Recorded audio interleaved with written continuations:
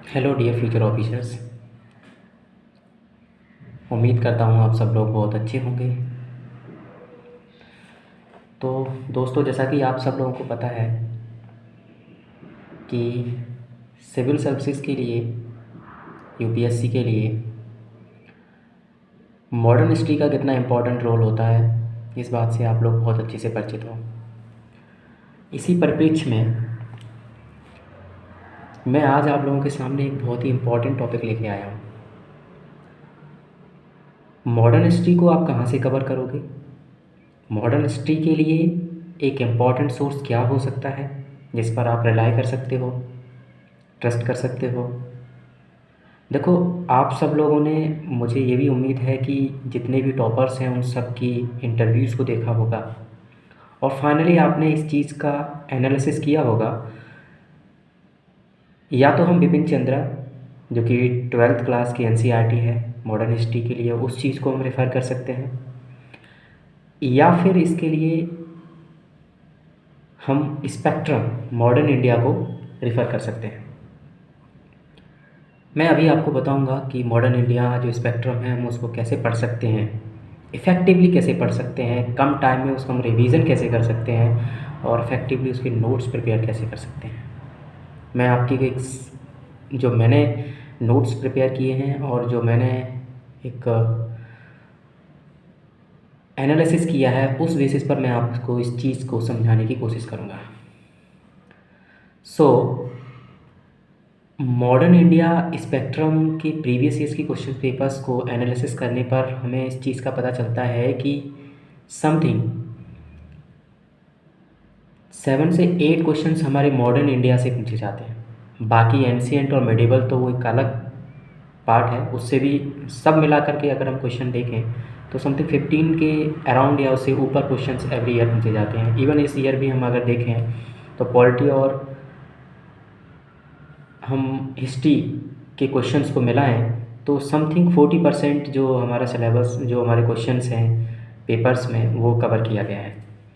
तो modern India के लिए स्पेक्ट्रम पर्सनली मैं इसलिए आपको रिकमेंड करना चाहता हूँ क्योंकि स्पेक्ट्रम्स में जो भी आपके टॉपिक्स हैं वो आपको एक सही ढंग से, एक व्यवस्थित ढंग से आपको दिए गए हैं। साथ ही साथ उसमें जो समरी है, समरी का रिवीजन के पर्सपेक्टिव से काफ़ी इम्पोर्टेंट है। जैसे कि मैं आपको बताऊंगा कि ये हमारा स्पेक्ट्रम है, सबको पता है, ठीक है। और स्पेक्ट्रम इतनी वल्गर बुक है कि इसको पढ़ने के लिए जब हम बैठते हैं तो हमारा मन ही नहीं करता। ऐसा लगता है कि इतनी मोटी किताब कौन पढ़ेगा, क्या होगा, लेकिन हमको पढ़ना पड़ेगा। काफ़ी इम्पोर्टेंट बुक है, क्वेश्चंस भी अच्छे खासे आते हैं इससे।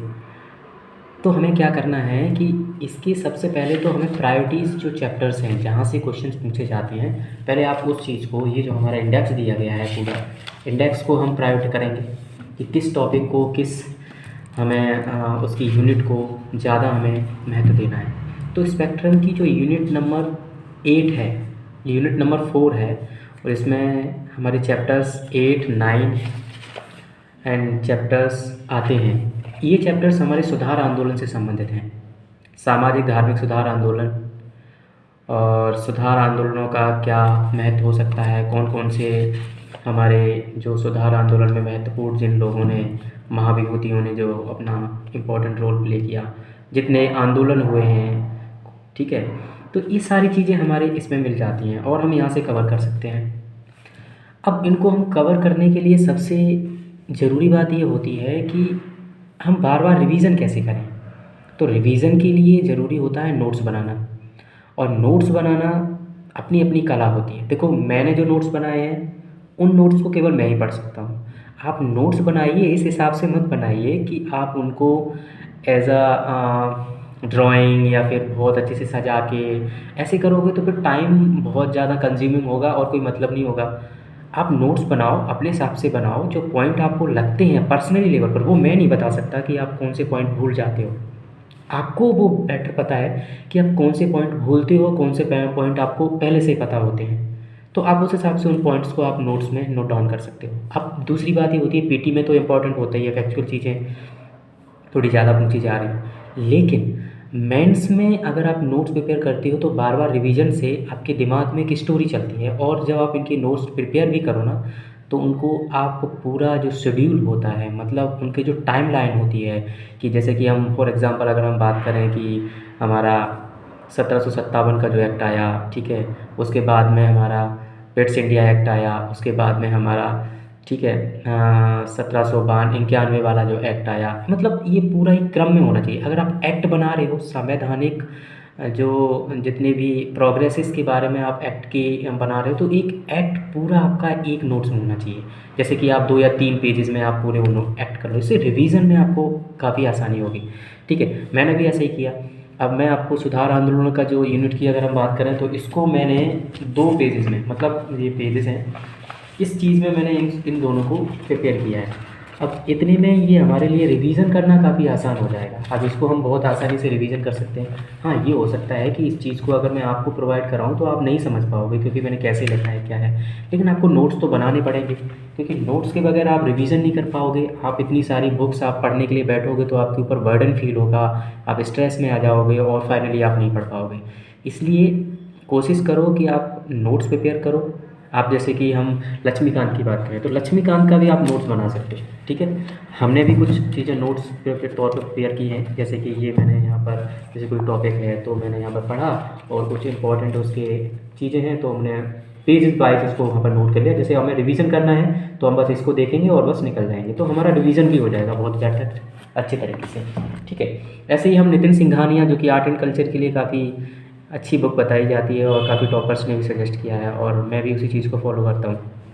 ठीक है, तो नोट्स तैयार करना एक बहुत ज़रूरी होता है। और जैसे कि मैंने स्पेक्ट्रम के नोट्स तैयार किए। स्पेक्ट्रम के नोट्स अगर मैं बताऊँ तो मैंने समथिंग 20 पेजेस में, 20 जो टोटल जो पेजेस हैं, मतलब अगर एक तरफ का हम एक मान के चलें तो दोनों पेजेस के हमने 50 पेजेस में अपने ये स्पेक्ट्रम के नोट्स कवर कर लिए। आप देख सकते हो, आप इतनी मोटी बुक, इतनी वल्गर बुक को हमने इतने में नोट्स कंपेयर किए हैं, तैयार किए हैं, तो हमें रिवीजन में काफ़ी आसानी होती है। ठीक है, तो ये काफ़ी ज़रूरी है।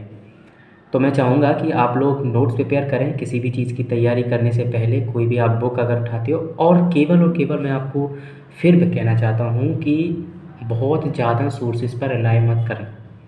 आपको केवल वन सोर्स पर रिलाई करना है, उसी को बार बार मल्टीपल रिवीजन करना है। ये की होती है हमारी सक्सेस की। चाहे किसी भी एग्ज़ाम की आप तैयारी कर रहे हो, आपको एक सोर्स पर रिलाई करके उसको बार बार मल्टीपल रिवाइज करना है। ठीक है, तो आई होप आप लोगों को मेरे द्वारा जो किया गया डिस्कशन है थोड़ा सा पसंद आया होगा, और अगर आया है तो आप समझ गए। ठीक है, तो थैंक यू सो मच, धन्यवाद आज के इस डिस्कशन के लिए। और आगे भी इसी तरीके से छोटे छोटे वीडियोस हम बनाते रहेंगे, और आपकी और मेरी और हमारे जितने भी एस्पिरेंट्स हैं जो भी सिविल सर्विस, यूपीएससी, आईएएस की तैयारी में लगे हुए हैं, ठीक है, तो उनको काफ़ी मदद मिलेगी। थैंक यू सो मच, धन्यवाद।